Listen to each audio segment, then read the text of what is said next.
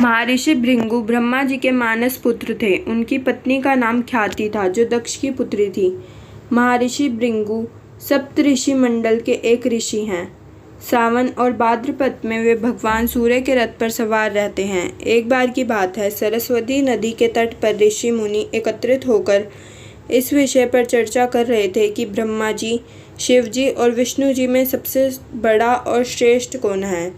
इसका कोई निष्कर्ष ना निकलता देख उन्होंने त्रिदेवों की परीक्षा लेने का निश्चय किया और ब्रह्मा जी के मानस पुत्र महर्षि भृगु को इस कार्य के लिए नियुक्त किया। महर्षि भृगु सर्वप्रथम ब्रह्मा जी के पास गए और उन्होंने ना तो प्रणाम किया और ना ही उनकी स्तुति की। यह देख ब्रह्मा जी क्रोधित हो गए। क्रोध की अधिकता से उनका मुख लाल हो गया, आंखों में अंगारे दहकने लगे। लेकिन फिर यह सोचकर कि ये उनके पुत्र हैं, उन्होंने हृदय में उठे क्रोध के आवेग को विवेक बुद्धि में दबा लिया। यहाँ से महर्षि भृगु के लाज गए। देवादिदेव महादेव ने देखा कि भृगु आ रहे हैं, तो वे प्रसन्न होकर अपने आसन से उठे और उनका आलिंगन करने के लिए भुजाएं फैला दी। किंतु उनकी परीक्षा लेने के लिए भृगु मुनि उनकी आलिंगन अस्वीकार करते हुए बोले, महादेव, आप सदा वेदों और धर्म की मर्यादा का उल्लंघन करते हैं।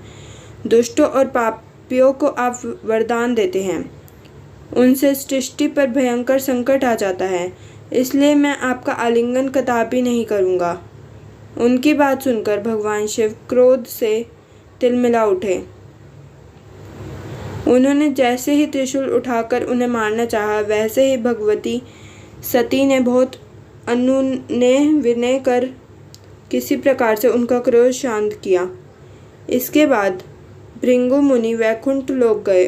उस समय भगवान श्री विष्णु देवी लक्ष्मी की गोद में सिर रख कर लेटे हुए थे। भृगु ने जाते ही उनके वक्ष पर एक तेज लात मारी। भक्त वत्सल भगवान विष्णु शीघ्र ही अपने आसन से उठ खड़े हुए और उन्हें प्रणाम करके उनके चरण सहनाते हुए बोले, भगवान, आपको पैर पर चोट तो नहीं लगी? कृपया इस आसन पर विश्राम कीजिए। भगवान, मुझे आपके शुभ आगमन का ज्ञान ना था, इसलिए मैं आपका स्वागत नहीं कर सका। आपके चरणों का स्पर्श तीर्थों को पवित्र करने वाला है। आपके चरणों के स्पर्श से आज मैं धन्य हो गया।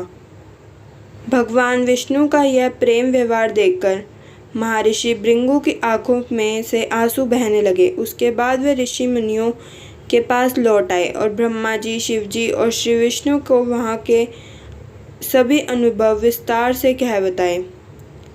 उनके अनुभव सुनकर सभी ऋषि मुनि बड़े हैरान हो गए और उनके सभी संदेह दूर हो गए। तभी से वे भगवान विष्णु को सर्वश्रेष्ठ मानकर उनकी पूजा अर्चना करने लगे।